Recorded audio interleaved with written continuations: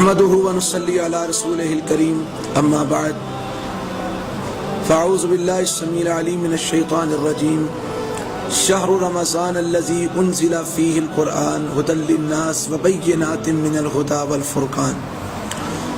رمضان کا مہینہ وہ مہینہ ہے جس میں قرآن نازل ہوا۔ یہ قرآن لوگوں کے لیے ہدایت ہے اور حق اور باطل میں فرق کرنے والا ہے۔ اللہ تعالیٰ نے اس آیت کے اندر رمضان المبارک کے حوالے سے یہ بیان کیا ہے کہ اللہ نے رمضان کے اندر قرآن کو نازل فرمایا۔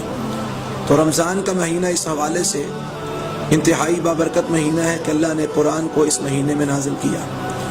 قرآن مجید کو اللہ تعالیٰ نے نبی اکرم صلی اللہ علیہ وسلم پر 23 سال کی مدت میں بالتدریج جتنی ضرورت پڑی اللہ نے اتنا نازل کیا۔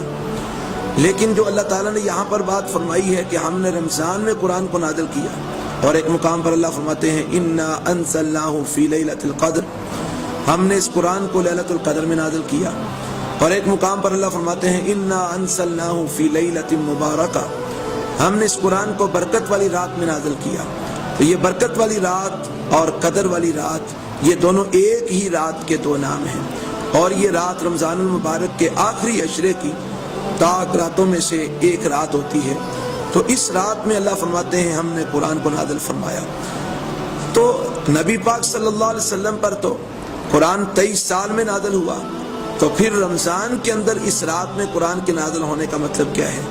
اللہ تعالیٰ نے لوح محفوظ سے پورے کا پورا قرآن اس قدر والی رات میں یکمشت آسمان دنیا پر نازل فرما دیا، اور پھر آسمان دنیا سے اللہ نے اس قرآن کو 23 سال کی مدت میں نبی اکرم صلی اللہ علیہ وسلم پر ضرورت کے مطابق نازل فرمایا۔ اس رمضان کا اور قرآن کا آپس میں بڑا گہرا تعلق ہے۔ تعلق اس اعتبار سے کہ رسول اکرم صلی اللہ علیہ وسلم رمضان المبارک کے اندر آپ بالخصوص قرآن کے دور کا اہتمام فرمایا کرتے تھے۔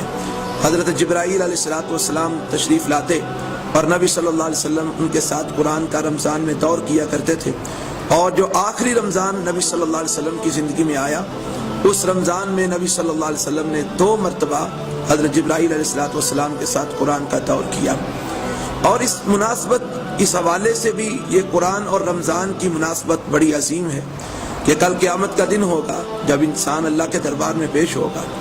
رسول اللہ صلی اللہ علیہ وسلم نے فرمایا رمضان کے روزے اللہ کے سامنے پیش ہو کر اس روزے دار کے حق میں سفارش کریں گے کہ یا اللہ ہم نے دنیا کے اندر اس کو روزے کی حالت میں روزہ کہے گا کہ اللہ اس کو میں نے خواہشات کی اتباع سے روکے رکھا، کھانا کھانے سے روکے رکھا، تو یا اللہ اس کے حق میں میری سفارش کو قبول فرما، اس نے میری حرمت کو پامال نہیں کیا، جس چیز سے میں نے اس کو روکا یہ اس سے رک گیا، تو اللہ رب العالمین اس کی سفارش کو قبول فرمائیں گے۔